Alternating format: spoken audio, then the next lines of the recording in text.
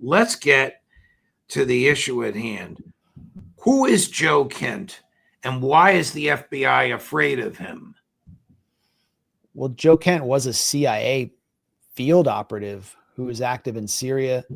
His wife was killed in Syria by ISIS suicide bomber after Trump's attempt to remove U.S. forces from northeastern Syria was sabotaged by U.S. military leadership. He's someone who has some anti-war tendencies, particularly in the Middle East, ran for Congress in an area outside of Portland, and was defeated by a kind of neoconservative Democrat.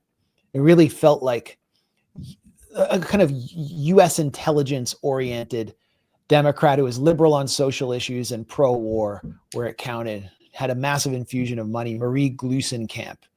And she's voting for like every war now and every aid package to Israel. Joe Kent was brought into the U.S. Counterterrorism Center under the watch of Tulsi Gabbard as the director of national intelligence against the objections of many neoconservative Democrats. And he has been pretty much kept out in the wilderness, as far as I understand, along with Tulsi Gabbard, by these figures in Trump's inner circle, especially Trump's chief of staff, Susie Wiles. And now Joe Kent has fallen under attack from the FBI director, Kash Patel, someone who has pledged total fealty to Israel during his nomination as FBI director and in a series of interviews, because Joe Kent was seeking more transparency on the assassination of Charlie Kirk, specifically on whether there could have been other accomplices, other shooters, and the involvement of foreign governments.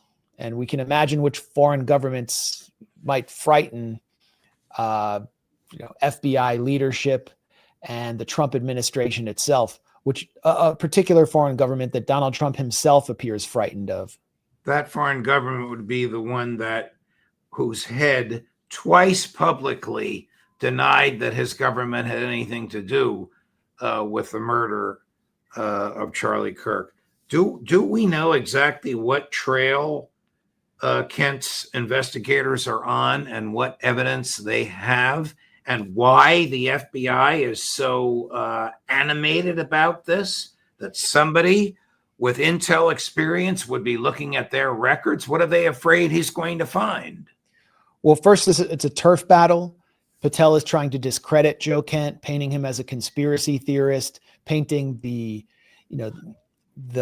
forces around Joe Kent that do not trust the official story or the way that the FBI's handled this investigation. They're trying to discredit them before they can obtain anything that might undercut the official theory.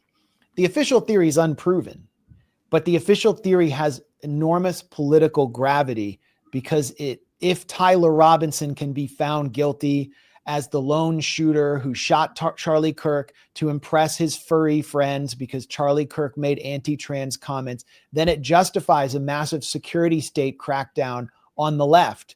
It was sort of the GOP playbook, and Netanyahu's playbook, by the way, to paint Tyler Robinson as an Antifa leftist who might even be somehow connected to Muslims in Palestine, to just use him as the justification for a new COINTELPRO. And as soon as Joe Kent starts moving in and questioning that, it undercuts the momentum to crush the left, to crush protest, to crush dissent. And that's why I assume it's Kash Patel himself, but also forces around him, told the New York Times when they reported this, that they believe that Joe Kent's attempt for greater transparency is complicating the prosecution of Tyler Robinson.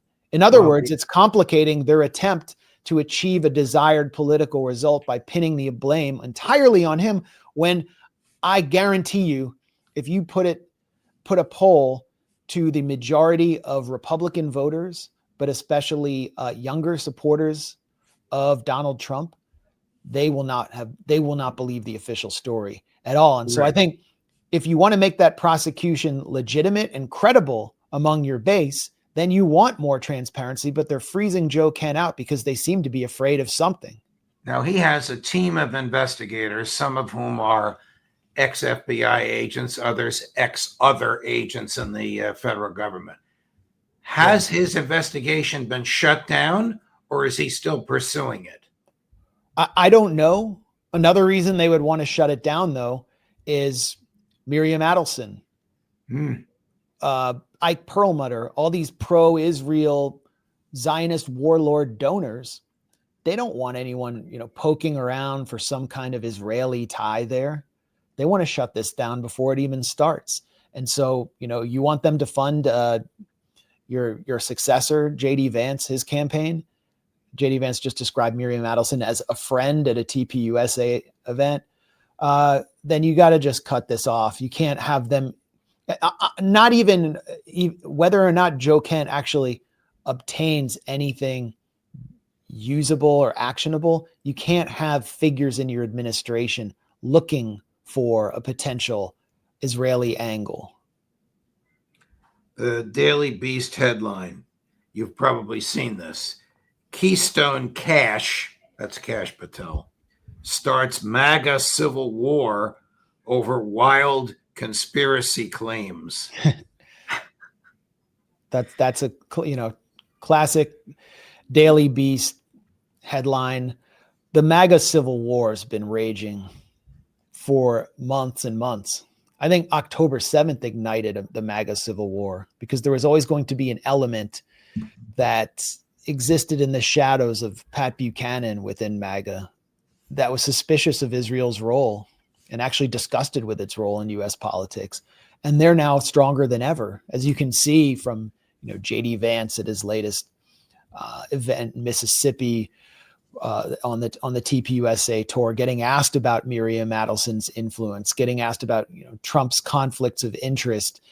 If you see from Marjorie Taylor Greene's comments about Israel shattering the ceasefire and slaughtering over 100 civilians in a day. Israel just attacked Khan Yunis today twice.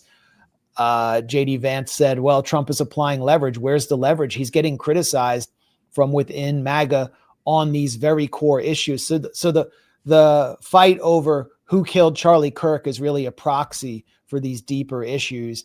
And it's astonishing that what we keep learning about the comments Charlie Kirk made in his final days, including this text messages, which Candace Owens surfaced to his colleagues about how disgusted he was being bossed around by Zionist billionaire donors like Robert Shillman, and how he was ready to, as he said, leave the pro-Israel cause after this is all over. That's unacceptable to his donors. That's unacceptable to the people around him at TPUSA, running this gigantic $80 million a year money-making operation. Some could even call it a money laundering operation. The money's going to stop coming in from all these billionaires because you're going to leave the cause. You can't do that.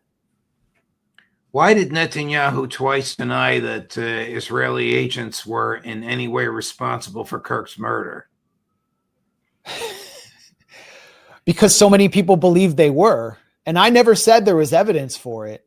I never said it. I just reported on the reality of Charlie Kirk's final days and his misgivings about having been so supportive of Israel as he came under what he called explicitly moral blackmail from big Zionist donors to TPUSA. So everybody began to believe it. And why wouldn't they believe it, considering that Israel runs a global assassination machine that kills anyone perceived as a threat? Former Mossad director Yossi Cohen said in a recent interview in English that Israel has infiltrated cell phone devices and other communication devices in every country in the world. They've not only infiltrated them, they've tampered with them, as they did with the pagers that were turned into exploding terror devices in Lebanon. I mean, they're openly boasting about it. So why wouldn't people have these suspicions? Let me get this straight. The FBI is afraid to have a team of professional investigators conduct a companion investigation to theirs to see if Robinson was a patsy for or otherwise influenced by a foreign government. They're Yes. not interested in the American public. The FBI is not interested in the American public knowing an answer to that. Yes, and this is the deep state that Donald Trump's claimed to campaign against. The deep state's in control. The civilian authorities who are U.S. intelligence veterans, FBI veterans who are acting in a civilian capacity are not allowed in the room. They're being frozen out. As they were, by the way, during the run-up to the U.S. bombing of Iran on Israel's behalf. It's like the same thing. Only the Mossad stenographers were allowed in the room. Only the sort of deep state figures.